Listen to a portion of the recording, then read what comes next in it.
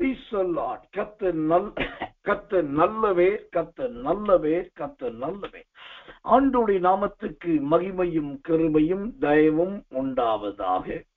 நாம் தொடர்ந்து தேவனுடைய வார்த்தைகளை கவனித்து வருகிறோம். ஆண்டவர் இந்த மாதத்தை சந்தோஷத்தின் மாதம் என்று நமக்கு பறை சாற்றி இருக்கிறார். அந்த தேவ தீர்மானத்தின்படி காலையிலும் இரவிலும் சந்தோஷத்தை குறித்து பல வேதத்தின் ரகசியங்களையும் வெளிப்பாடுகளையும் நாம் சத்தியத்திலிருந்து அறிந்து கொண்டு வருகிறோம்.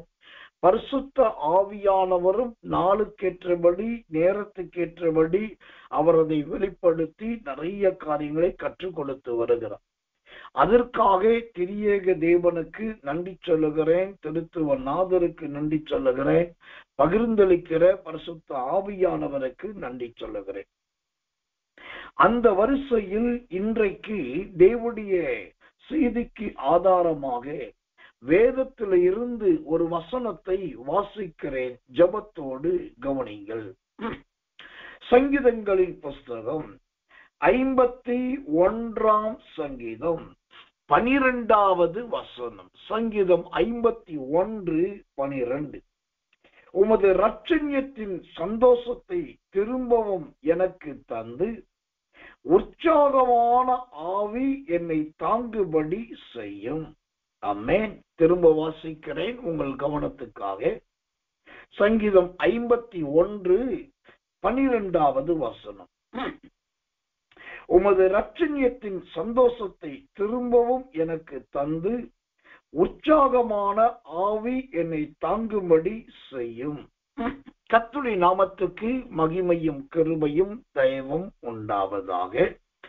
இந்த சங்கீதங்களின் புஸ்தகம் 51 சங்கீதம் 12வது வசனத்தை வாசிக்கும் போது இங்கு ஒரு சந்தோஷத்துக்கு ஒரு பெயர் சொல்லப்படுகிறது. இந்த சந்தோஷத்துக்கு என்ன பெயர்னா இரட்சண்யத்தின் சந்தோஷம் என்று அங்கு வசனம் சொல்லுது. இரட்சண்யத்தின் சந்தோஷத்தை திரும்பவும் எனக்கு தந்து. அப்போ சந்தோஷத்துல ஆனந்த சந்தோஷம் இருக்கிறது, களிப்பின் சந்தோஷம் இருக்கிறது, களி கூறுதலின் சந்தோஷம் இருக்கிறது, மகிழ்ச்சியின் சந்தோஷம் இருக்கிறது, விளையாட்டின் சந்தோஷம் இருக்கிறது, மகத்துவத்தின் சந்தோஷம் இருக்கிறது. இப்படி பலவிதமான சந்தோஷங்கள் இருக்கிறதாக வேதமே சொல்லும். இப்படி எத்தனையோ சந்தோஷம் இருந்தாலும் அதுல ஒன்றுதான் இந்த இரட்சண்யத்தின் சந்தோஷம். இதுல ஒரு யோசிக்க வேண்டிய ஒரு வார்த்தை அல்லது யோசிக்க வேண்டிய ஒரு காரியம் உண்டு. என்னன்னா, கிறிஸ்தவ வட்டாரத்துல, அதுல குறிப்பா பெந்தேகோஸ்த வட்டாரத்துல இந்த இரட்சண்யம் என்னும் வார்த்தை ஒரு எல்லாருக்கும் தெரிந்த ஒரு வார்த்தை. அது போதகர்களாயிருக்கட்டும், வேதாகம பண்டிதர்களாயிருக்கட்டும், சுவிசேஷர்களாயிருக்கட்டும், இல்லாவிட்ட சாதாரண விசுவாசிகளாயிருக்கட்டும், யாரானாலும் இந்த இரட்சண்யம் என்கிற வார்த்தையை ரொம்ப சுலபமா அதே சமயத்தில் அடிக்கடி பயன்படுத்துவார்.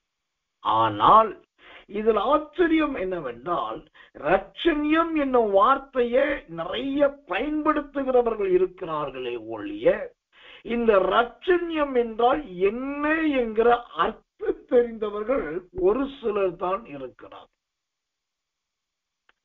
இரட்சண்யத்துக்குரிய அர்த்தம் என்ன, அதன் விளக்கம் என்ன, அது எதை குறிக்கிறது, அது இரட்சண்யம் என்பது நமக்கு எதற்காக சொல்லப்பட்டிருக்கிறது, அதற்குள் என்ன விதமான ரகசியங்கள் அடங்கி இருக்கிறது என்பதை வெகு சிலர் மாத்திரம்தான் அறிந்தவர்களும் தெரிந்தவர்களுமாய் இருக்கிறார்.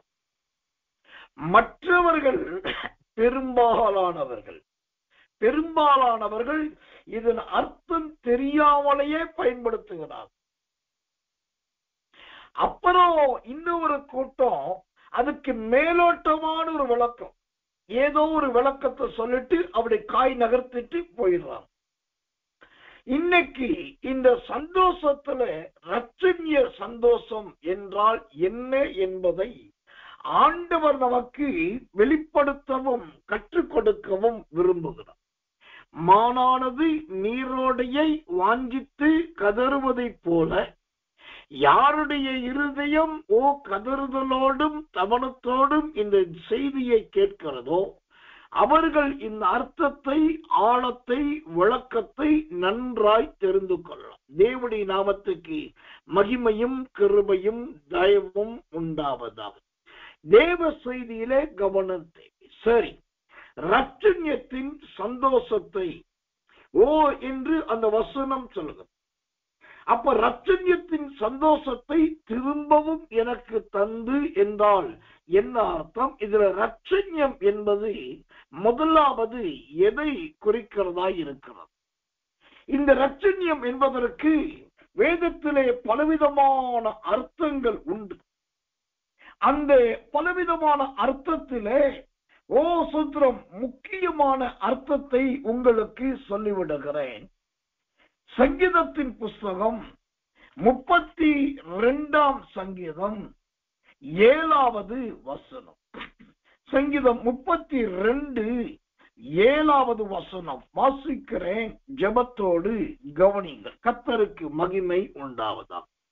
நீர் எனக்கு மறைவிடமாய் இருக்கிறீர், என்னை நீர் இக்கட்டுக்கு விலக்கி காத்து ரட்சண்ய பாடல்கள் என்னை சூழ்ந்து கொள்ளும்படி செய்யும். ஆமென். ரட்சண்ய பாடல்கள் என்னை சூழ்ந்து கொள்ளும்படி செய்யும். ரட்சண்யம் என்று சொன்னால் முதலாவது அது தேவனை புகழ்ந்து பாடுகிற நல்ல பாடல்களுக்கு ஒப்பாக இருக்கிறது. கர்த்தருடைய நாமத்துக்கு மகிமையும் கிருபையும் தயவும் உண்டாவதாக. பரிசுத்த வேதாகமத்தை பொறுத்த வரைக்கும் பாடல்களுக்கு பஞ்சமும் கிடையாது, குறைவும் கிடையாது. மோசையின் காலத்திலே மோசே பாடல்களை பாடினார் என்று வேதத்திலே வாசிக்கிறோம். மோசையின் உடன்பிறந்த சகோதரியாகிய மிரியாம் பாடல்களை பாடினாள் என்று பார்க்கிறோம். சங்கீதங்களின் புஸ்தகத்துல வாசிக்கிறோம், நாங்கள் அந்நிய தேசத்திலே பாடுவது எப்படி என்று சொல்லி அங்கே சிறைப்பட்டவர்கள் பாடல்களை குறித்து சொல்லுகிறதை பார்க்கிறோம். லூக்கா சுவிசேஷத்திலே அன்னாள் என்கிற தாயானவள் அவளும் அந்நேரத்தில் கர்த்தரை குறித்து புகழ்ந்து பாடினாள் என்று பார்க்கிறோம். தாவீது கோலியாத்தை ஜெயித்த போது அங்கே சோத்திரம் இஸ்ரவேல் ஸ்திரீகள் தாவீதை குறித்து புகழ்ந்து சவுல் கொன்றதாயிரம், தாவீது கொன்றது 10,000 என்று பாடல்கள் பாடினதாக பார்க்கிறோம். கர்த்தர் நல்லவை. அதன் பின்பு இயேசு கிறிஸ்து பிறக்கும் போது வானத்திலே தேவதூதர்கள் தோன்றி அவர்கள் நல்ல தேவனை மகிமைப்படுத்தி பாடல்களை பாடினார்கள் என்று பார்க்கிறோம். தாவீது நாட்களிலே எதுத்தூன் போன்ற பிரதானமான பாடகர்கள் இருந்தார்கள் என்று பார்க்கிறோம். அப்புறம் யோசபாத் ராஜாவின் நாட்களிலே யுத்தத்துக்கு போகும்போது பாட்டு பாடி போனார்கள் என்று பார்க்கிறோம். எஸ்ராவின் புஸ்தகத்திலையும் நெகேமியாவின் புஸ்தகத்திலையும் தேவ ஜனங்கள் பாடி துதித்தார்கள், முழுவதும் பாடினார்கள் என்று பார்க்கிறோம். வெளிப்படுத்தின விசேஷத்திலே பரலோக ராஜ்யத்திலே அங்கு தூதர்கள் பாடுவதாகவும் அங்கு பலவிதமான பாடல்கள் இருக்கிறதாகவும் புதிய எருசலேமை குறித்த பாடல்கள் இருக்கிறதாகவும் பார்க்கிறோம். இப்படி ஆதியாகம புஸ்தகம் முதல் வெளிப்படுத்தின புஸ்தகம் வரைக்கும் வேதாகமத்திலே பாடல்களுக்கு பஞ்சமே இல்லை. அந்த ரட்சண்யம் என்று சொன்னால் அது தேவனை துதித்து பாடுகிற பாடல்களை குறிக்கிறது. எனக்கென்பான தேவ பிள்ளைகளே, இப்போ ரட்சண்யம் என்று சொன்னால் பாடல் அல்லது பாடல்கள் என்று சொன்ன இந்த பாடல் என்று சொல்லும் போது நான் சில காரியத்தை கொஞ்சம் உணர்கிறேன், யோசிக்கிறேன். தேவனை குறித்து பாடுகிற பாட்டு அல்லது தேவ பிள்ளைகள் பாடுகிற பாட்டு எப்படி இருக்கணும் அப்படின்னாக்கா, அது ஒண்ணு சொல்லுறேன், காலத்தால் அழியாத பாடலா இருக்கணும். அது வரலாறு மாறலாம், சரித்திரம் மாறலாம், சபை மாறலாம், ஊழியக்காரர்கள் மாறலாம், அல்லது உபதேசங்கள் கூட மாறலாம். இது எல்லாமே மாறினாலும் நீங்கள் பாடுகிற பாட்டு, உங்களுக்கு கிடைத்த பாட்டு கர்த்தர் கொடுத்தது என்று சொன்னால், அது தேவன் தந்தது என்று சொன்னால், அது அவ்வளவு சீக்கிரம் அழியாது, அது அழியவும் கூடாது. அதற்கு பேர்தான் இரட்சணிய பாடல்கள். கடந்த காலத்துல இருந்தே முக்கியமா இந்த நாட்களில் சிஎஸ்ஐ, மார்த்தோமா, லுத்தரன் போன்ற மெயின்லைன் சர்ச்சஸ் என்று சொல்லக்கூடிய அந்த சபைகள் பாட்டு புஸ்தகம், 2 பாட்டு புஸ்தகம் வச்சிருப்பாங்க. ஒன்று உற்சாக பாடல் புஸ்தகம், இன்னொன்று கீர்த்தன பாடல் புஸ்தகம். இந்த கீர்த்தன பாடல் புஸ்தகத்துல நிறைய பாட்டு பார்த்தீங்கன்னா இன்னைக்கும் இருக்குது. அந்த சபைகளும் பாடுகிறார்கள், வெளியில இருக்கிறோம் பாடுறாங்க. அந்த பாட்டுல பாடுகிறது யார் என்று கேட்டால், ரொம்ப பெரிய கல்விமான்கள்லாம் கிடையாது, சர்ச்சு உபதேசியார்கள், அப்புறம் கோயில் குட்டி என்று சொல்லப்பட்டவர்கள், அப்புறம் நாம் யாரை உபதேசம் இல்லாத ஊழியக்காரர் என்று சொல்லி அவங்க ரெவரண்ட் மாறு, அவங்க சிஎஸ்ஐ, அவங்க லுத்தரன்லாம் சொல்றோமோ, அவங்க பாடின பாடல்கள். இப்படிப்பட்டவர்கள் பாடின பாடல்கள் தான் அந்த கிட்டத்தட்ட 100 ஆண்டுகள் கடந்து இன்றைக்கும் தேவ ஜனங்களால் பாடப்பட்டு வருகிறார். சமீப காலத்துல மிக பாடல்கள்ல பெரிய புரட்சி ஏற்படுத்தின, அதாவது என்னுடைய காலத்துலாம் நான் ரட்சிக்கப்பட்டு வந்த காலத்துக்கு பின்பு பாடல்கள்ல சில புரட்சியை ஏற்படுத்தினார். ஜஸ்டின் பிரபாகரன் என்று சொல்லக்கூடிய ஒரு ஊழியக்காரர், இக்காலத்து மக்களுக்கு தெரியாது, கொஞ்சம் ஒரு 20 வருடத்துக்கு முன்பு இருந்தவர்களுக்கு நீங்க பார்த்திருக்கலாம் அல்லது கேள்விப்பட்டிருக்கலாம். அவர் உற்சாக பாடல்கள் மூலமாக சபைகளை பயங்கரமா அனல் மூட்டினார். இந்த நையாண்டி பாடல் என்பது, நையாண்டி பாட்டு நிறைய பாடினது அவர்தான். அந்த அவர் பாடும்போதே அது ஒரு களிப்பா துள்ளி குதிக்கிறதா இருக்கு. அதன் பின்பு பாடல்கள்ல சுவிசேஷ கூட்டத்துல எழுப்புதல் உண்டாக்குனது யாருனாக்கா பிரதர் ஜீவானந்தம், பாஸ்டர் ஜீவானந்தம் என்று சொல்லக்கூடிய மகிழ்ச்சி பத்திரிகையின் ஆசிரியர் ஜீவானந்தம். அவர் பாடின பாடல்கள் சுவிசேஷ கூட்டங்கள்ல, ஜஸ்டின் பிரபாகரன் பாடினது பெந்தேகோஸ்து வட்டாரத்துல கிரியை செய்தது. ஜீவானந்தம் அவர்கள் பாடின பாட்டு சுவிசேஷ கூட்டத்துல புறஜாதி மக்களை, கிறிஸ்துவை அறியாதவர்களை, அந்நியர்களை கவர்ந்து இழுத்தது. அப்புறம் டிடிஎஸ் தினகரன் அவர்கள் வந்தார்.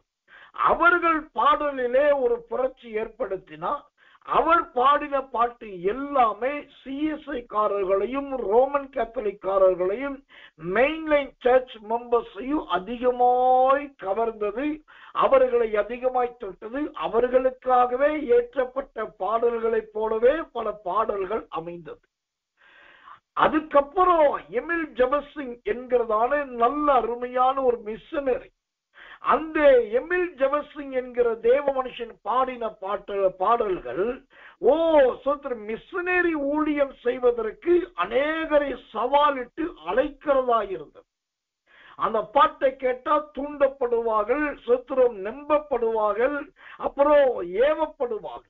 அப்படி ஊழியத்துக்கு வா என்று அழைப்பு கொடுக்கிற பாடல்களாக எமில் ஜெபசிங் அவருடைய பாட்டுக்கள் இருந்தது. இப்படி நிறைய ஒரு சில பழைய தேவ மனிதர்களை நான் சொல்லிக்கொண்டே வரலாம்.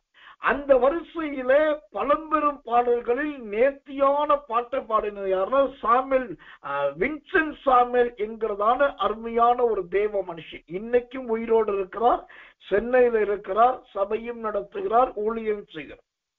அவர் பாடின பாட்டு, பட் அந்த பாட்டு இன்னைக்கு எல்லா சபையிலும் பாடப்படுது, ஆனா அவர் தான் பாடினது என்று யாருக்கு தெரியாது. அப்ப அவர் பாடின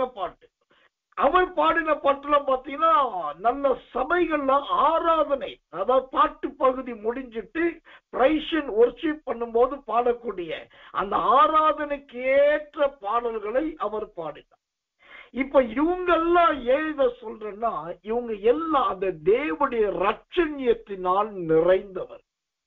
அப்ப ரட்சண்யம் என்பது நல்ல பாடல்கள், ஓ சொத்திரம் தேவனை புகழ்ந்து சொத்திரம் சங்கீர்த்தனம் பண்ணுதலை காண்பிக்கிறதா இருக்கிறது.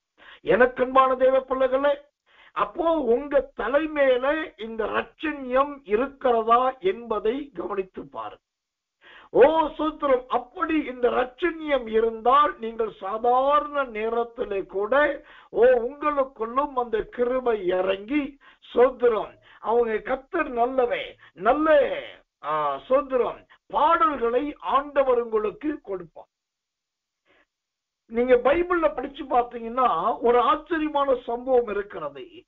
ஒரு கூட்டம் இன்னொரு கூட்டத்தை சபிக்கிறதுக்காக போறாங்க.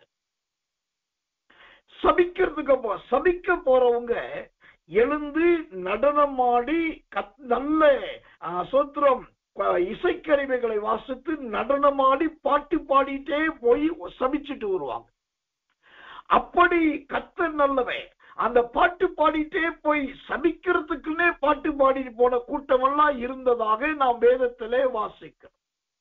அப்போ ஆசீர்வதிக்கிறதுக்கு மட்டும் பாடல் கிடையாது, சபிக்கிறதுக்காகவும் இந்த பாடல்களை அவர்கள் அன்றைக்கு பாடினார்கள். தேவனுடைய நாமத்துக்கு மகிமை உண்டாவதாக. ஏன் இதை சொல்லுகிறேன்? அப்போ இந்த ரட்சண்யம் என்பது எதை குறிக்கிறது? நல்ல பாடலின் அபிஷேகத்தை குறிக்கிறது. பாடலுக்குரிய கிருபைகளை குறிக்கிறது. தேவனுடைய நாமத்துக்கு மகிமையினாலே சோத்திரம் கர்த்தர் நல்லவே சோத்திரம் தேவனை ஆராதிக்கிறதுக்காக பாடினது. இப்போ அந்த சபிக்கிறதுக்காக பாட்டு பாடினாங்கன்னு சொன்ன பாருங்க. அந்த வசனத்தை உங்களுக்கு வாசிக்கிறேன், நீங்கள் ஆச்சரியப்படுவீர்கள். நியாயாதிபதிகளின் புஸ்தகம் 9ஆம் அதிகாரம் 27ஆம் வசனம். நியாயாதிபதிகள் 9:27. வெளியே புறப்பட்டு தங்கள் திராட்சை தோட்டங்களின் பழங்களை அறுத்து ஆளை ஆடி பாடி தங்கள் தேவனின் வீட்டுக்கு போய் புசித்து குடித்து அபிமெலேக்கை சபித்தார்கள். என்னென்ன பண்ணாங்க பாருங்க. எழுந்திருக்கிறார்கள், புறப்படுகிறார்கள், பழங்களை பறிக்கிறார்கள், ஆலையில போட்டு ஜூஸ் பிழிகிறார்கள், ஜூஸ் பிழிஞ்சிட்டு நல்ல ஆட்டம் ஆடுகிறார்கள், அப்புறம் பாட்டு பாடுகிறார்கள், அதுக்கப்புறம் நல்ல குடிக்கிறார்கள், நல்ல சாப்பிடுகிறார் பண்ணிட்டு அந்த பாட்டு பாடிக்கிட்டே போய் அபிமெலேக்கு என்கிறவனை பயங்கரமாய் சபிக்கிறார். அப்போ சபிப்பதற்காகவே ஒரு காலத்திலே பாடல்கள் பாடினதாகவும் அந்த பாடல்கள் பயன்பட்டதாகவும் வேதத்திலே பார்க்கிறோம்.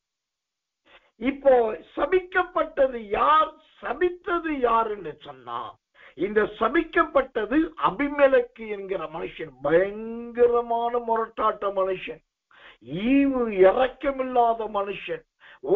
ஜனங்களை சல்லடையில் போட்டு சலிப்பதை போல கொடுமைப்படுத்தின மனுஷன். அவனை ஜெயிக்க முடியவில்லை, மேற்கொள்ள முடியவில்லை.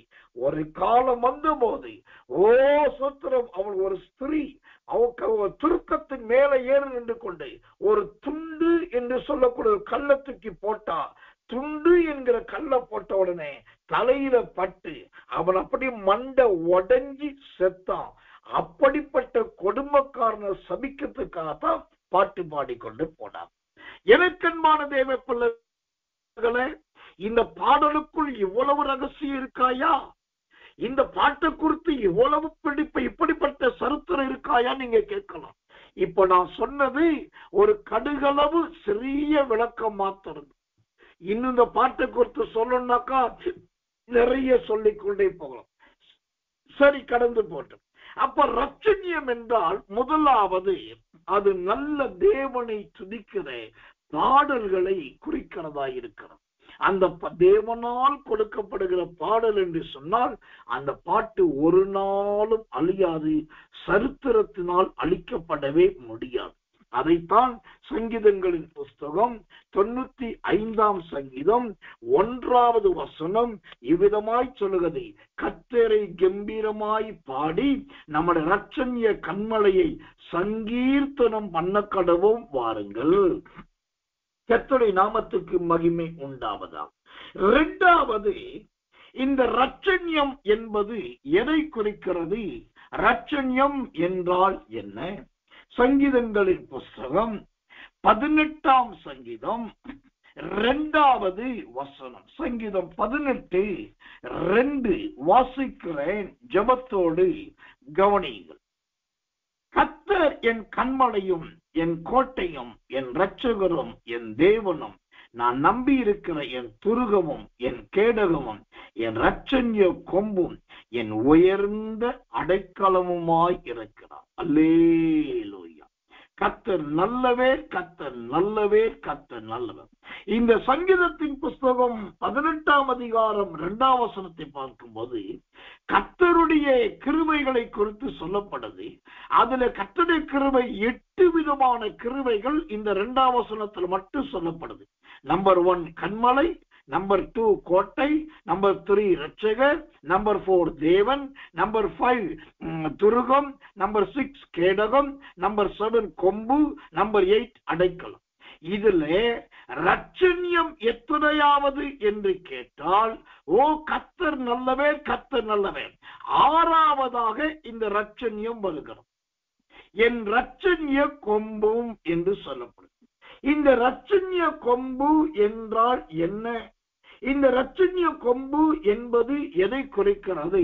அதே வசனம் அடுத்த வார்த்தை சொல்வது, என் இரட்சணிய கொம்பும் உயர்ந்த அடைக்கலமுமாய் இருக்கிறார். அல்லேலூயா. அப்ப இரட்சணியம் என்று சொன்னால் இரண்டாவது அது எதை குறிக்கிறது? உயர்ந்த அடைக்கலத்தை குறிக்கிறது.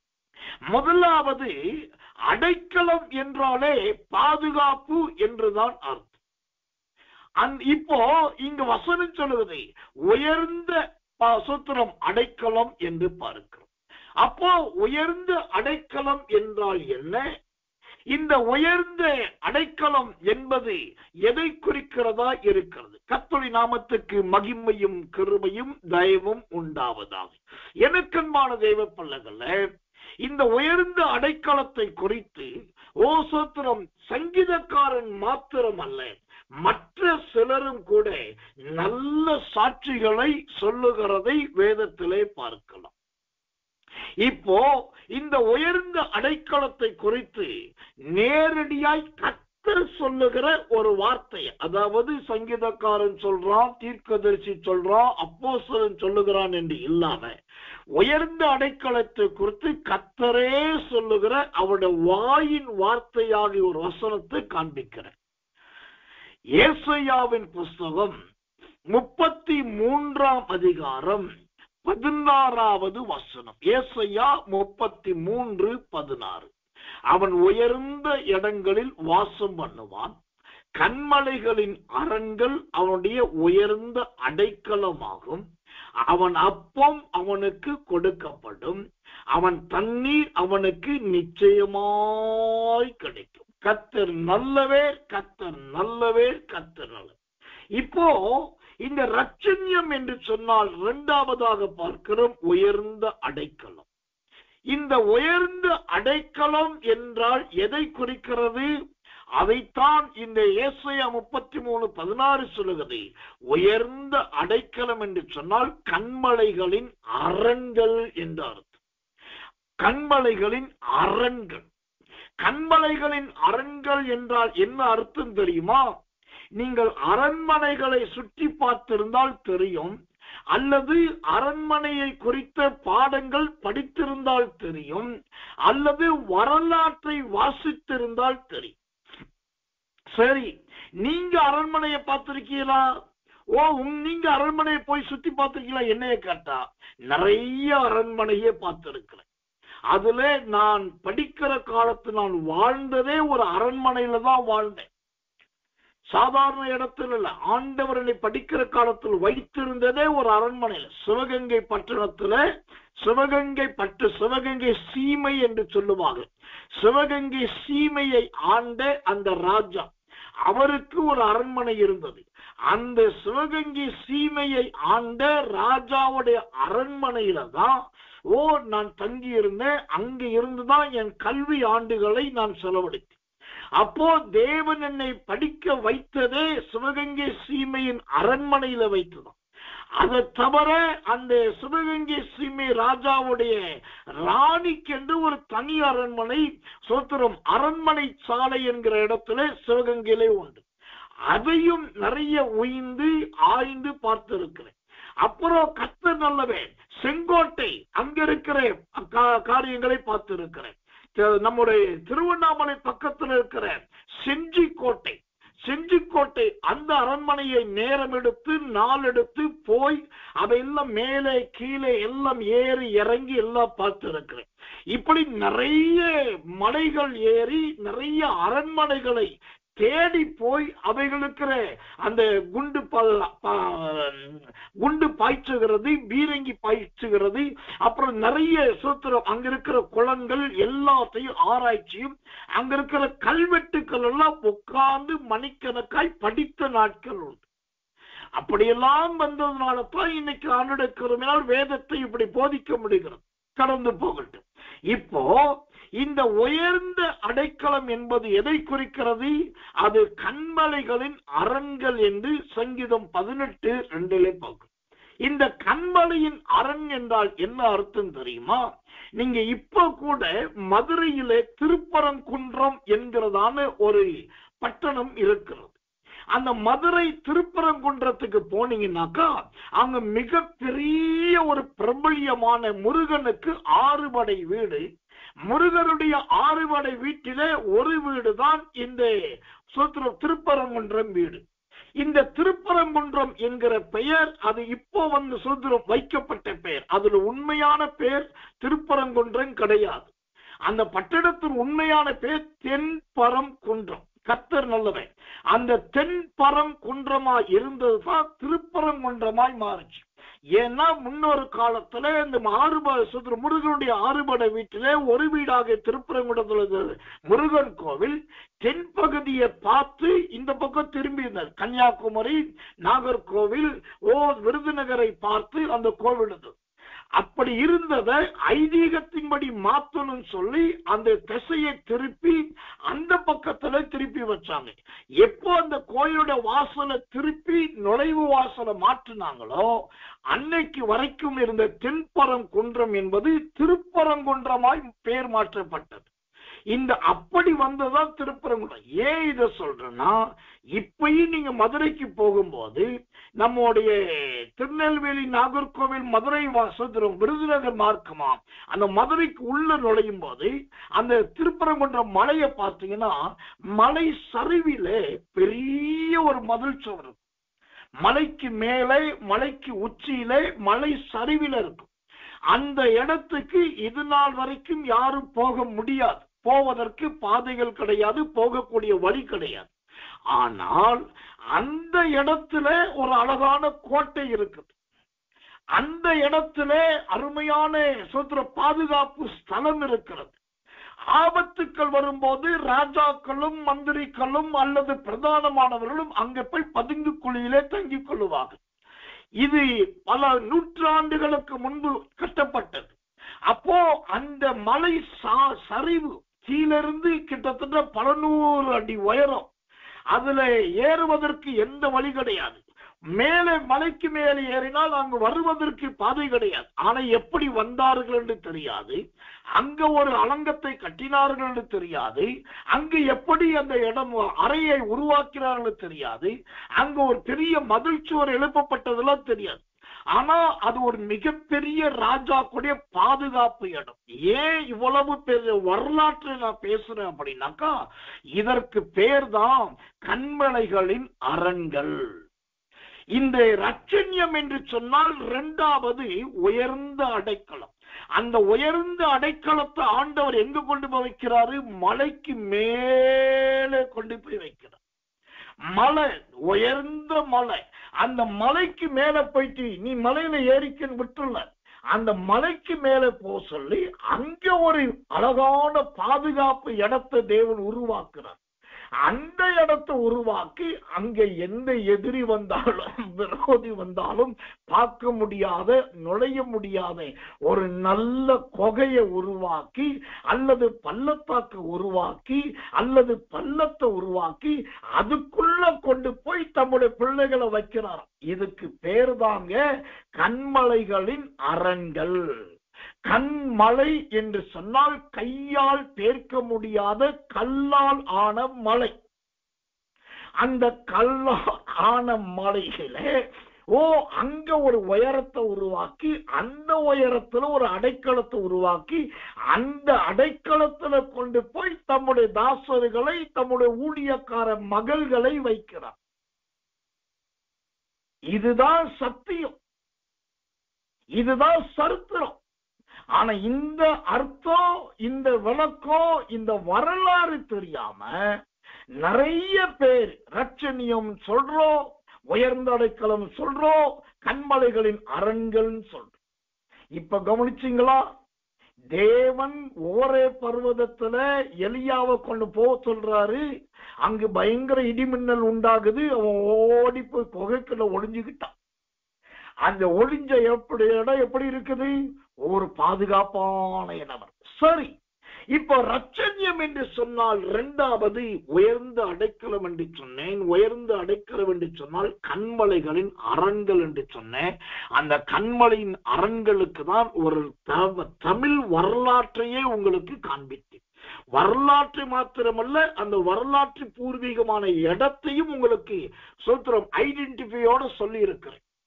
இப்போ உங்களை பார்த்து ஒரு கேள்வி கேட்கிறேன். ஞானம் உள்ளவர்கள், தயை பெற்றவர்கள் தாராள சொல்லாத மெசேஜ் அனுப்பலாம். நம்முடைய பரிசுத்த வேதாகமத்துல கண்மலைகளின் உயர்ந்த அடைக்கலம் என்று சொன்னா எந்த அடைக்கலம் ரொம்ப உயர்ந்ததா இருந்தது? எந்த கண்மலை அங்கு உயரமா இருந்தது? முழு வேதாகமத்திலே உயர்ந்த கண்மலையின் அடைக்கலத்திலே வைக்கப்பட்டது யார்? உங்களால் சொல்ல முடியுமா? அதை குறித்து நீங்கள் அறிந்திருக்கிறீர்களா? கர்த்தர் நல்லவே. ஆனால் வேதத்துல ஏராளமான கண்மலைகள் இருக்கு. பரிசுத்த வேதாகமத்தில் நிறைய வனாந்தரம் உண்டு. அந்த வனாந்தரத்திலே பாரான் என்கிற ஒரு வனாந்தரம் உண்டு. அந்த பாரான் வனாந்தரம் சுற்றி வெளியா இருக்கும். அந்த பாரான் வனாந்தரத்துக்கு நடுவுலதான் கர்மேல் பர்வதம் இருந்துச்சு. அது கண்மலை கிடையாது, பர்வதம். இதே போலதான் இந்த உயர்ந்த அடைக்கலம் என்கிற நல்ல மலை எங்க இருந்தது? அது யாருக்கு கிடைத்தது என்று சொன்னா கர்த்தர் நல்லவை. யாத்திரையாகமத்தின் புஸ்தகம் 33ஆம் அதிகாரம். கர்த்தர் நல்லவே, கர்த்தர் நல்லவே. 20, 21, 22 முதல் 23 வரைக்கும் நீங்க படிச்சு பார்த்தீங்கன்னா அங்கே தேவன் 2 மலைகளுக்கு நடுவே கடந்து போகிறார். அந்த 2 மலைக்கு நடுவே ஒரு பெரிய பள்ளத்தாக்கு, அதாவது ஒரு இடைவெளி காணப்படும். அந்த 2 மலைக்கு நடுவே இருக்கிற அந்த இடைவெளியிலே கொண்டு போய் சொத்திரம். அதுவும் அங்கு பைபிள் சொல்லி இடைவெளி கூட கிடையாது, கண்மலையின் வெடிப்பு. ஆண்டவர் அந்த கண்மலையே வெடிக்க பண்றாரு. அதுல ஒரு கீறல் விழுகுது. விழுந்த கீறல் அப்படியே பெரிதாக பள்ளமாகிறது. அந்த பள்ளத்துக்குள்ள கொண்டு போய் மோசையை வைக்கிறார். மோசையை வச்சிட்டுதான் ஆண்டவர் அந்த மலையிலிருந்து இந்த மலைக்கு போகிறார். அப்பதான் மோசே தேவனுடைய பிற்பகுதியை பார்க்கிறார். வாசிக்கிறேன். யாத்திரையாகமம் 33ஆம் அதிகாரம் 22வது வசனம். என் மகிமை கடந்து போகும்போது நான் உன்னை, கவனிங்க வசனத்தை நல்லா கவனிங்க, நான் உன்னை அந்த கண்மலையின் வெடிப்பிலே வைத்து, கண்மலையின் வெடிப்பிலே. நான் ஆரம்பத்திலே சொன்னேன், தம்முடைய பிள்ளைகளை பாதுகாக்கணும்னா எந்த உயரத்துக்கு கத்துக்கொண்டு போவார். அங்க குழிய உண்டாக்குவார், பள்ளத்தை உண்டாக்குவார், இடுக்கை உண்டாக்குவார், சுத்திரம் பாதாளத்தை உண்டாக்குவார், வெளியே உண்டாக்குவார். இப்போ அந்த உயர்ந்த உயர்ந்த மலை, அந்த மலையில ஒரு வெடிப்பை உண்டாக்கி அந்த வெடிப்புக்கு உள்ள போய் ஒரு குருவி உட்கார மாதிரி மோசே உட்கார வைக்கிறார். பைபிள்ல முழு வேதாகமத்தில் இருக்கிற 66 புஸ்தகத்துல உயர்ந்த மலை என்றால் நான் இந்த மலையை சொல்லுவேன். அந்த உயர்ந்த மலைக்கு மேல ஒரு அடைக்கலம் என்று சொன்னா இந்த அடைக்கலத்தை தான் சொல்லு. இதுக்கு பேர் தாங்க ரட்சண்யம். ரட்சண்யம் என்று சொன்னா இருதயம் திறந்து மனம் உவந்து மெய் மறந்து கர்த்தரை புகழ்ந்து பாடுவதற்கு பேர் ரட்சண்யம். ரட்சண்யம் என்று சொன்னா இரண்டாவது உயர்ந்த அடைக்கலம், அது கண்மலைகளின் அரண்கள். அந்த கண்மலைகளின் அரண்கள் என்பது இப்படி மலைகளில் காணப்படுகிற வெடிப்புகள். அங்கதான் கர்த்தர் தம்முடைய பிள்ளைகளை வைக்கிறார். இப்போ கவனிச்சு பாருங்க, நீங்களும் நானும் இந்த பூமியில வாழ்றோம். பக்கத்துல சுத்தி எவ்வளவோ ஆபத்துக்கள் இருக்கு.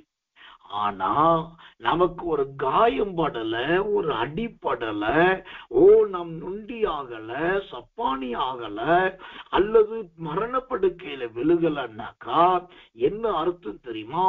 ஒவ்வொரு நாளும் தம்முடைய தேவ தாசர்களை கொண்டு போய் கண்மலைகளின் அரண்களில் வைத்து பாதுகாப்பதை போலவே நீங்க வேலைக்கு போகிற இடத்துல, வீட்டுக்கு வருகிற இடத்துல, பிரயாணத்துல, எல்லா இடத்துலயும் ஆண்டவர் ஒரு வெடிப்பை உண்டாக்கி அந்த வெடிப்புலதான் கர்த்தர் நல்லவே உங்களை வைத்து பாதுகாத்திருக்கு. கர்த்தர் நல்லவே, கர்த்தர் நல்லவே, கர்த்தர் நல்லவே.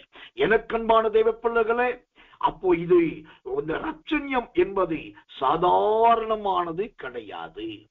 அது உயர்ந்த அடைக்கலம். கர்த்தர் நல்லவே, கர்த்தர் நல்லவே. எனக்கன்பான தேவ பிள்ளைகளே, இந்த உயர்ந்த அடைக்கலத்துல கொண்டு போய் கர்த்தர் வைக்கும் போது ஆண்டவர் என்ன பண்றாருன்னா அங்க குடியிருக்க பண்ணுகிறார். கர்த்தர் நல்லவே, கர்த்தர் குடியிருக்க பண்ணக்கூடிய இதுதான் உயர்ந்த அடைக்கலம், கண்மலைகளின் அரண். கண்மலையின் அரண் அப்படின்னா மலைகளுக்கு மேலே இருக்கிற அரண்மனை, அந்த அரண்மனைகளுக்கு உள்ளே இருக்கிற பாதுகாப்பு ஸ்தலங்களுக்கு பேர் தான் கண்மலையின் அரண்கள். தேவனுக்கு மகிமையும் கிருபையும் தயவும் உண்டாவதாக. இப்போ சோத்திரம், ரட்சண்யம் என்றால் ஒன்று பாடல்கள் என்று பார்த்தோம், இரண்டாவது உயர்ந்த அடைக்கலம் என்று பார்த்தோம், மூன்றாவது இந்த ரட்சண்யம் என்றால் என்ன, இந்த ரட்சண்யம் என்பதை குறித்த மூன்றாவது அர்த்தம் என்ன? கர்த்தருடைய நாமத்துக்கு மகிமை உண்டாவதாக. 2 கொரிந்தியர் புஸ்தகம் 6ஆம் அதிகாரம் 2வது வசனம். இந்த விளக்கத்தை சொல்லி நான் உங்களுக்காக ஜெபித்து இந்த கூட்டத்தை முடிக்க கர்த்தருக்குள் பிரயாசப்படுகிறேன். 2 கொரிந்தியர் 6ஆம் அதிகாரம் 2வது வசனம் வாசிக்கிறேன், ஜெபத்தோடு கவனிங்க. அனுக்கிரக காலத்திலே நான் உனக்கு செவி கொடுத்து ரட்சண்ய நாளிலே உனக்கு உதவி செய்தேன் என்று சொல்லி இருக்கிறாரே. இதோ இப்பொழுதே அனுக்கிரக காலம், இப்பொழுதே ரட்சண்ய நாள். ஆமென். இப்ப ரட்சண்யம் என்றால் மூன்றாவதாக அது எதை குறிக்கிறது? அனுக்கிரக காலத்தை குறிக்கிறதா இருக்கிறது. காலத்திலே பலவிதமான காலங்கள் உண்டு. நல்ல காலம் உண்டு, கெட்ட காலம் உண்டு, இருண்ட காலம் உண்டு, வெளிச்சத்தின் காலம் உண்டு, பகல் காலம் உண்டு, இருளின் காலம் உண்டு, கடந்த காலம் உண்டு, வருங்காலம் உண்டு, முடிந்த காலம் உண்டு. இப்படி நிறைய காலங்கள் இருக்கிறது. ஆனால் அந்த எல்லா காலத்தை விட இங்கு இன்னொரு காலம் சொல்லப்படுகிறது. அதுக்கு பேர்தான் அனுக்கிரக காலம். இந்த அனுக்கிரக காலம் என்றால் என்ன? இந்த அனுக்கிரக காலம் என்பதை குறித்து வேதம் என்ன சொல்லுகிறதா இருக்கிறது? இந்த அனுக்கிரக காலத்தை குறித்து நாம் அறிந்து கொள்ள வேண்டிய சத்தியம் ஏராளமாய் இருக்கிறது. தெரிந்து கொள்ள வேண்டிய காரியங்கள் தாராளமாய் இருக்கிறது. இந்த அனுக்கிரக காலத்தை குறித்து அல்லது அனுக்கிரகத்தை குறித்து வேதாகமத்திலிருந்து ஒரு வசனத்தை வாசிக்கிறேன். ஆதியாகமத்தின் புஸ்தகம் 19ஆம் அதிகாரம் 21வது வசனம். ஆதியாகமம் 19:21. அதற்கு அவர், நீ கேட்டுக்கொண்ட ஊரை நான் கவிழ்த்து போடாதபடிக்கு இந்த விஷயத்திலும் உனக்கு அனுக்கிரகம் பண்ணினேன். அல்லேலூயா. இந்த விஷயத்திலும் உனக்கு அனுக்கிரகம் பண்ணினேன். இப்போ அனுக்கிரகம் என்றால் என்ன அப்படின்னா, கழுத்தை நெரிக்கக்கூடிய ஒரு ஆபத்து, உயிர் போகக்கூடிய ஒரு பிரச்சனை. ஆனா இதுல இருந்து தப்ப முடியாது. போறதுக்கு வழி இல்லை, தப்புறதுக்கு வாசலும் இல்லை. ஆனா போயாகணும், தப்பிக்கணும். அப்படின்னா அந்த நேரத்துல ஆண்டவர் எங்கிருந்தோ ஓடி வந்து இறங்கி வந்து அந்த வழியும் இல்லாத வாசலும் இல்லாத சமயத்துல எப்படியோ ஆண்டவர் காப்பாற்றுகிறார் என்று சொன்னால் அதற்கு பெயர்தான் அனுக்கிரக காலம். அதைத்தான் இந்த ஆதியாகமத்தின் புஸ்தகம் 19ஆம் அதிகாரம் 21ஆம் வசனத்துல வாசிக்கிறோம். அங்கு லோத்துவை குறித்து பரிசுத்த ஆவியானவர் எழுதி வைத்திருக்கிறார். லோத்துவை குறித்து வேதம் சொல்கிறது, அவன் நீதிமான் என்று சொல்லப்பட்டிருக்கு. இந்த லோத்து என்கிறவன் நல்ல பணக்காரன் என்று வேதம் சொல்லுது. எப்படிப்பட்ட பணக்காரன்னாக்கா, ஆபிரகாம் கூடாரத்துல குடியிருந்தான், ஆனால் லோத்துவோ வீட்டிலே குடியிருந்தான். அப்ப ஆபிரகாமுக்கே தெண்டடிச்ச கூடாரம்னா லோத்துவுக்கு அன்னைக்கு சொந்த வீடே இருந்துச்சு. அப்ப ஆபிரகாமை விட லோத்து நல்ல பெரிய பணக்காரன். ஒன்னு அவன் நீதிமான், இரண்டாவது நல்ல பணக்காரன், மூணாவது முதலாளி. ஏன்னா இந்த லோத்துவுக்கு நிறைய வேலைக்காரர்கள் இருந்தார்கள் என்று ஆதியாகமத்தின் புஸ்தகம் 26ஆம் அதிகாரத்துல பார்க்கிறோம். அடுத்தது இந்த லோத்து நல்ல குடும்பஸ்தன் என்று பார்க்கிறோம். அவனுக்கு மனைவியும் இருந்தாங்க, 1க்கு 2 குமாரத்திகளும் இருந்தாங்க. அடுத்தது இந்த லோத்து நல்ல சொந்தக்காரன். என்ன சொந்தக்காரன்? இவனுக்கு ஆபிரகாம் உண்டு, மற்ற உறவினர்கள் உண்டு. அடுத்தது இந்த லோத்து எப்போதுமே நல்ல பசுமையை விரும்புகிறவன். வறட்சியை விரும்ப மாட்டான், குறைவை விரும்ப மாட்டான். அவன் எதை விரும்புறானோ, அவனுக்கு எது ஆசையா இருக்கோ அதுதான் அவன் கேட்பான். ஆண்டவரே வந்தாலும் நீர் சும்மா இரும், நான் எதை கேட்கணும் அதை கொடுங்கம்மா. ஏன்னாக்கா அவனுக்கு ஏதேனை பார்த்தா நல்ல, அவனுக்கு வலது பக்கத்துல பார்த்தாக்கா நல்ல ஏதேன் போல தெரிஞ்சிச்சு. அதே போலதான் இப்போ சோதோம் குமராவில் இருக்கான். அந்த தூதர்கள் சொல்லுகிறார்கள், மகனே வெளியே போயிரு, உன் மனைவியை கூட்டுக்க, பிள்ளைகளை கூட்டு போயிருனாக்கா அவன் சொல்றான், அதெல்லாம் முடியாது, நான் சோவாருக்கு தான் போவேன்றான். அப்ப லோத்துக்கிட்ட இருந்த பழக்கத்திலேயே ஒரு பழக்கம் என்னன்னாக்கா, அவன் என்ன நினைக்கிறானோ அதைத்தான் சாதிக்கணும், அவன் என்ன விரும்புறானோ அதுதான் அவனுக்கு கிடைக்கணும். அது தூதர்கள் அல்ல, ஆண்டவரே வந்தாலும் அவர்தான் மாறணுமே ஒழிய இவன் மாற மாட்டான். அப்படிப்பட்டவன் தான் இந்த லோத்து. இன்னைக்கும் கூட கிறிஸ்தவ வட்டாரத்துல, ஆவிக்குரிய உலகத்துல, ஓசுதர சபைகளுக்குள்ள இப்படிப்பட்ட பிடிவாத லோத்துக்கள் இருக்காங்க. ஆண்டவர் சொல்றதெல்லாம் அவங்களுக்கு எடுபடாது. எனக்கு தெரியும், நான் பெரிய எக்ஸ்பர்ட். நான் அதெல்லாம் அனுபவிச்சவேன். நான் சொல்றதுதான் எனக்கு வேணும், நான் ஜெபிக்கிறதா எனக்கு நடக்கணும். பிதாவின் சுத்தமெல்லாம் எனக்கு தேவையில்லை, குமாரனின் திருவுளமெல்லாம் எனக்கு தேவையில்லை. எனக்குன்னு ஒரு டார்கெட் வச்சிருக்கிறேன், அதைத்தான் நான் செய்வேன். இன்னைக்கு இப்படிப்பட்ட லோத்துக்கள் இருக்கதான் செய்யலாம். ஆனால் இந்த லோத்துவுக்கு தான் ஒரு அனுக்கிரக காலம். என்ன அனுக்கிரக காலம்? அவனை போனாலும் போக மாட்டான், ஓடுனாலும் ஓட மாட்டான், ஏதோ ஒண்ணு பண்ணிட்டு இருக்கான். அந்த நேரத்துலதான் தூதர்கள் ஆபிரகாமின் மீது வைத்த அந்த பற்று நிமித்தமாக லோத்துவின் கையையும் லோத்துவின் மனைவியின் கையையும் அவன் குமாரத்திகளின் கையையும் பிடித்து இழுத்து கொண்டு போய் வெளியே விட்டார்கள்.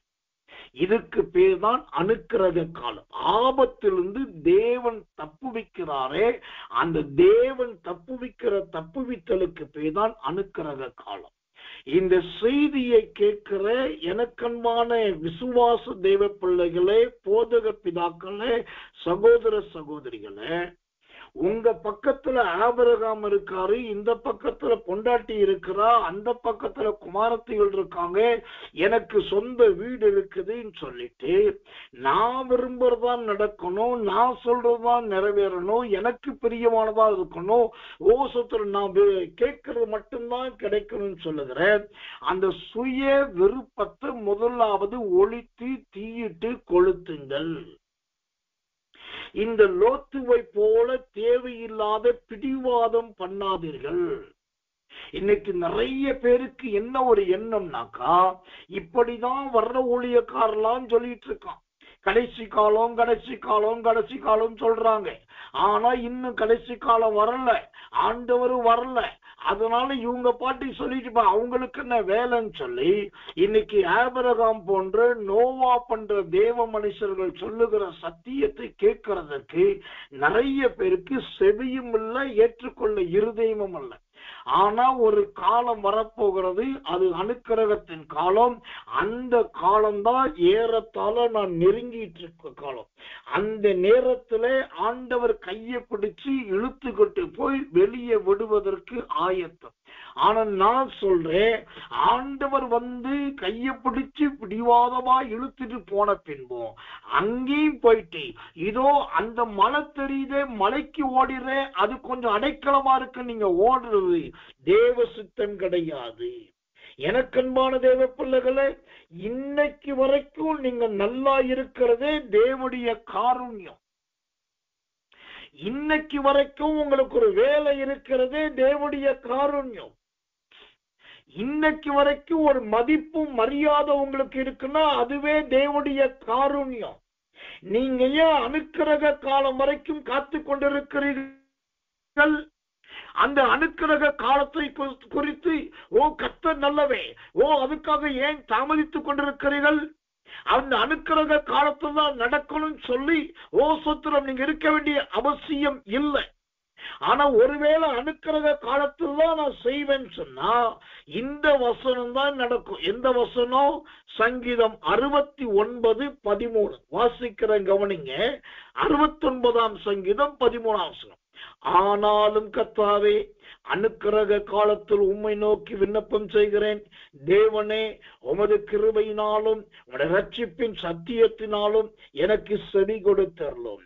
இங்கே சங்கீதக்காரன் சொல்றான், ஆண்டவரே, இது அனுக்கிரக காலம் அல்லவா, நான் ஜெபம் பண்ணுகிறேன் அல்லவா, மிகுந்த கிருபையை காண்பிக்கணும் அல்லவா என்ற கொடுத்த ரட்சிப்பை யோசித்து பாரும், சத்தியத்தின்படி ஜெபிக்கிறேன், பதில் தாரும் என்றான். இப்போ தேவன் கொடுத்திருக்கிற இந்த ரட்சண்யத்தின் காலத்தை விட்டுட்டு நீங்க அனுக்கிரக காலத்துக்காக காத்துட்டு இருந்தீங்கன்னா அங்க போய் இந்த சங்கீதம் 69:13 படி கெஞ்சிக்கிட்டு தான் இருக்கணும், ஜெபிச்சுக்கிட்டு தான் இருக்கணும். ஆண்டவரே, நீர் அதை சொன்னீரே, நான் விண்ணப்பம் பண்ணுகிறேன், மிகுந்த கிருபையினால் இறங்கும், ரட்சிப்பினால் இறங்கும், சத்தியத்தினால் இறங்கும், நீங்க சொல்லிக்கிட்டே இருப்பீங்க, ஜெபம் பண்ணிட்டே இருப்பீங்க. ஆனா நீங்க ஜெபிச்சு முடிக்கிறதுக்குள்ள அங்க எல்லா காரியமும் நடந்து முடிச்சு. அப்ப இன்னைக்கு 2 காலத்தை தேவன் வைக்கிறார். எந்த காலம்? இப்போ நீங்களும் நானும் இருக்கிறது ரட்சண்ய காலம்.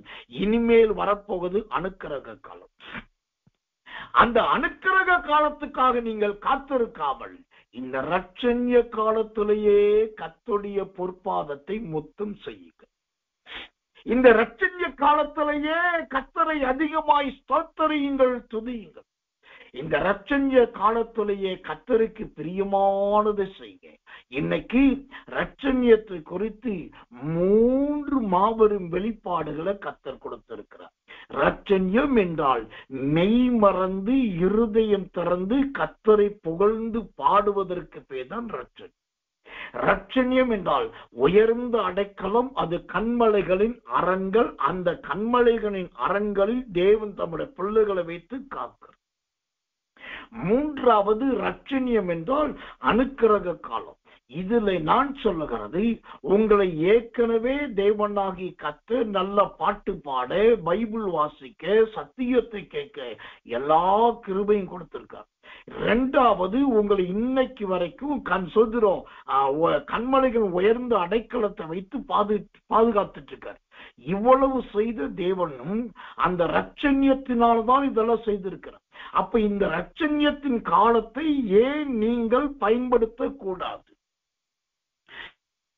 எனக்கன்பான தேவ பிள்ளைகளே, இந்த ரட்சண்யத்தின் காலம் என்பது கடைசி காலத்திலே ஒவ்வொரு தேவ பிள்ளைகளுக்கும் கர்த்தர் நல்லவர், கர்த்தர் நல்லவர், அந்த தேவனால் கொடுக்கப்படுகிற மகிமையின் ஆசீர்வாதத்தின் காலம். இந்த ரட்சண்யத்தின் காலத்தை ஒரு நாளும் நாம் வீணடித்து விடக்கூடாது. இந்த ரட்சண்யத்தின் சோத்திரம் காலத்தை ஒரு நாளும் விற்றக்கூடாது. அது ரொம்ப முக்கியம், ரொம்ப அவசியம்.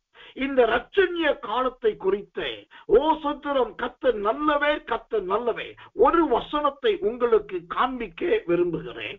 தேவனாகிய கர்த்தருடைய கரம் இந்த ரட்சண்யத்தின் சகல தயவினால் உங்களை நிரப்புவாராக. ஒரு வசனத்தை வாசிக்கிறேன். வெளிப்படுத்தின விசேஷத்தின் புஸ்தகம் 19ஆம் அதிகாரம் 1வது வசனம். வெளிப்படுத்தல் 19:1.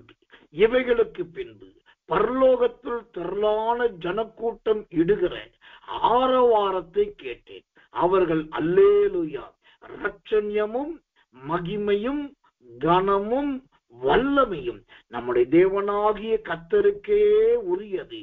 அவருடைய நியாய தீர்ப்புகள் சத்தியமும் நீதியும் ஆனவைகள். ஆமென்.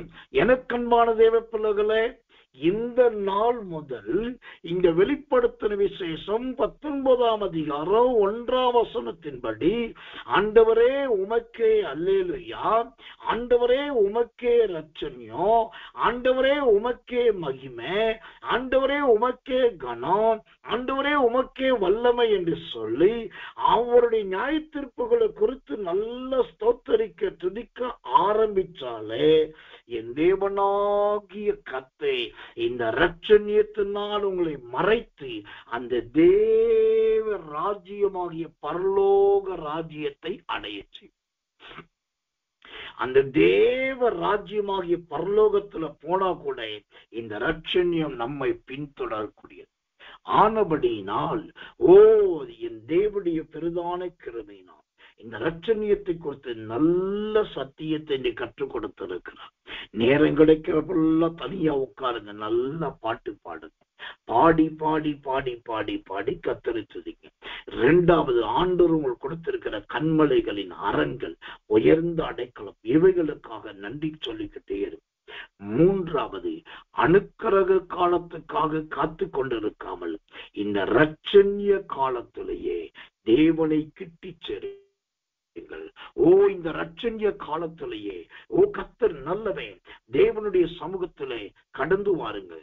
இந்த ரட்சண்ய காலத்திலேயே கர்த்தராகிய தேவனுடைய மகிமைக்குள் இன்னும் பிரவேசியுங்கள். அப்போ தேவனுடைய கர்த்தருடைய கரம் உங்கள் யாவரோடு கூட இருந்து ஆம் என்றும் ஆமேன் என்றும் ஆசீர்வதிக்கும். அந்த தேவனுடைய தயை உங்களை பாதுகாக்கும். எல்லாருக்கும் முன்பாய் என் தேவனுடைய ரட்சண்யத்தை உங்களில் ஆண்டவர் தலைக்க பண்ணுவார், செழிக்க பண்ணுவார். நீங்கள் புறப்பட்டு போய் இந்த ரட்சண்யத்தின் தயவினால், தேவனுடைய தயவினால் ஆசீர்வதிக்கப்பட்டிருப்பீர்கள். நாம் கண்களை மூடி ஒப்பு கொடுத்து ஆண்டவரை துதிக்க போகிறோம். ஆண்டவர் சங்கீதத்தின் புஸ்தகம் 51ஆம் சங்கீதம் 12வது வசனத்தின்படி ரட்சண்யத்தின் சந்தோஷம் என்று பார்த்தோம். ரட்சண்யத்தின் சந்தோஷம் நல்லதுதான். ஆனா அந்த சந்தோஷம் ரட்சண்யத்தின் சந்தோஷமாய் இருக்க வேண்டும். எல்லாரும் கண்களை மூடி ஆண்டவரே ரட்சண்யத்தின் பாடல்களை எனக்கு தாரும். ரட்சண்யத்தின் உயர்ந்த கண்மலைகளின் அரண்களை எனக்கு தாரும். ஆண்டவரே, அந்த ரட்சண்யத்தின் காலத்தை நான் பயன்படுத்திக் கொள்ள எனக்கு உதவி செய்யும் என்று சொல்லி கண்களை மூடி ஒப்பு கொடுத்து ஆவில் நிரம்பி எல்லாரும் சத்தமா கர்த்தரை ஸ்தோத்திரம் பண்ணுவோம் இயேசுவின் நாமத்தினாலே. அன்புள்ள நல்ல பரமபிதாவே, நல்ல அருமையான இந்த சாயங்காலம் கடந்த ராத்திரி வேலைக்காக நன்றியோடு துதிக்கிறோம், ஸ்தோத்திரிக்கிறோம். ரட்சண்யத்தின் சந்தோஷத்தை திரும்பவும் எனக்கு தந்து என்ற வார்த்தை. ரட்சண்யம் என்றால் என்ன என்பதை தேவனாகிய கர்த்தர் விளங்க பண்ணினதற்காக ஸ்தோத்திரம். தேவனாகிய கர்த்தர் தயை செய்ததற்காக ஸ்தோத்திரம். ஆமாண்டவரே, சமயம் வாய்த்தாலும் வாய்க்காவிட்டாலும் என் தேவனை புகழ்ந்து பாடி ஆராதிக்கிற அந்த கிருபையை எங்கள் எல்லாருக்கும் தாரும். ரட்சண்யம் என்னும் உயர்ந்த அடைக்கலமாகிய கண்மலைகளின் அரண்கள், ஆண்டவரே, மறைவிடத்தின் அரண்கள், ஒருவரும் பிரவேசிக்க முடியாத அரண்களில் எங்களை வைத்து கர்த்தர் பாதுகாக்கிறதுக்காக ஸ்தோத்திரம். ரொம்ப முக்கியமாய் ஆண்டவரே, அனுக்கிரக காலத்துக்காக நாங்கள் காத்து கொண்டு இருக்காதபடி இந்த ரட்சண்ய காலத்துல நாங்கள் உம்மை கிட்டி சேர உதவி செய்யும். இந்த செய்தி உடைய பிள்ளைகளுடைய இருதயத்தை தொடுவதாக, இந்த தேவ வார்த்தை இவர்களை கிறிஸ்துவுக்குள் இன்னும் நெருங்கி வர பண்ணுவதாக தேவனுடைய பலத்த கரம் ஆமென்றும் ஆமென்றும் கிரியை செய்வதாக. நீ சகலத்தையும் செய்ய வல்லவே. நீ செய்ய நினைத்தது ஒன்றும் தடைப்படாது. தாழ்த்தி ஒப்பு வைக்கிறோம். இயேசுவின் ரத்தம் செய்யும். இயேசுவின் நாமத்தில் ஜெபிக்கிறோம் நல்ல பிதாவே. ஆமென், ஆமென், ஆமென்.